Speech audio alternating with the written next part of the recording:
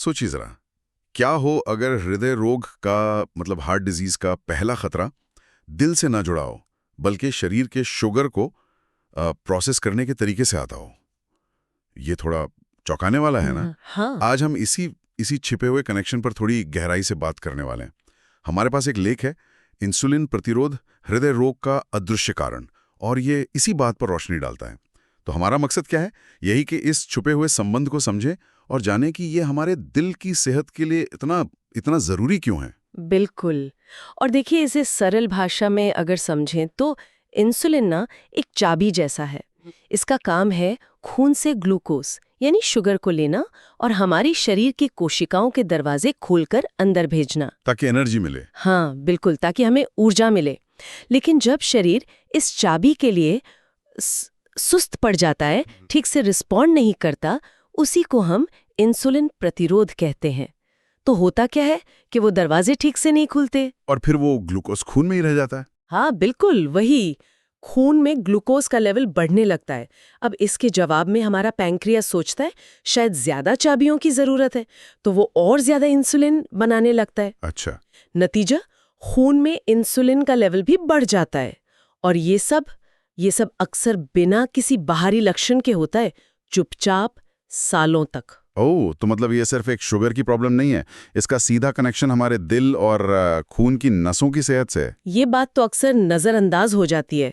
लेख भी यही कहता है कि ये सिर्फ हार्मोन से जुड़ी चिंता नहीं रह गई अब, बल्कि ये तो कार्डियोमेटाबॉलिक यानी दिल और मेटाबॉलिज्म से जुड़ी बीमारियों का एक अहम हिस्सा बन गया है। आपने बिल्कुल सही पकड़ा।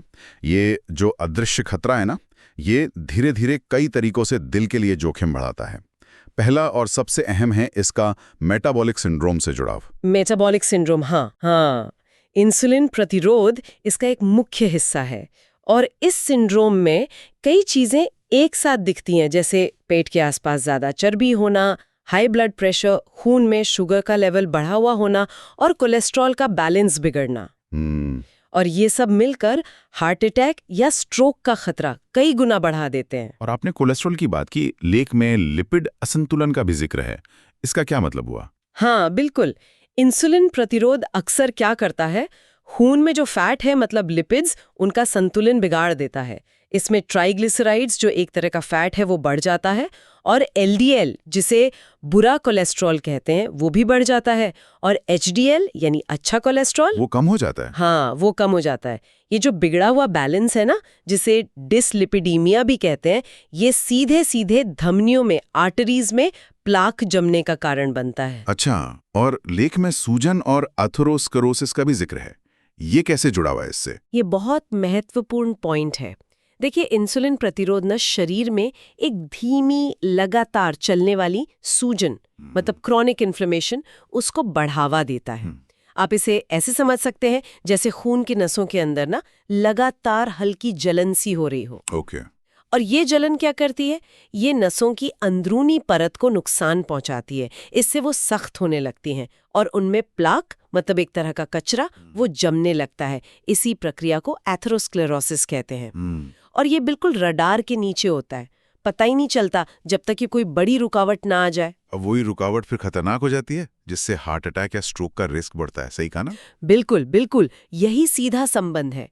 और इतना ही नहीं, इंसुलिन प्रतिरोध किडनी के नमक को संभालने के तरीके को भी प्रभावित करता है और नर्वस सिस्टम की एक्टिविटी पर असर डालकर ब्लड प्रेशर भी बढ़ा सकता है, जिससे दिल पर और भी ज्यादा बोझ पड़ता है। ये वाकई में चिंता की बात है कि कैसे इंसुलिन प्रतिरोध इतने अलग अलग तरीकों से चुपचाप हमला करता है।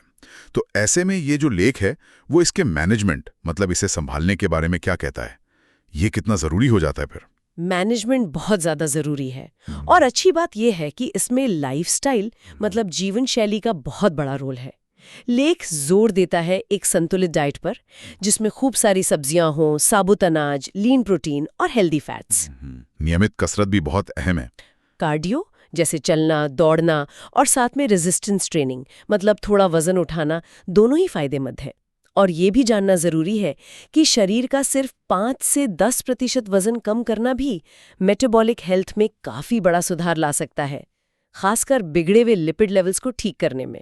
और अगर सिर्फ लाइफस्टाइल बदलने से बात ना बने तो तब क्या? हाँ बिल्कुल, तब फिर मेडिकल हेल्प जरूरी हो जाती है।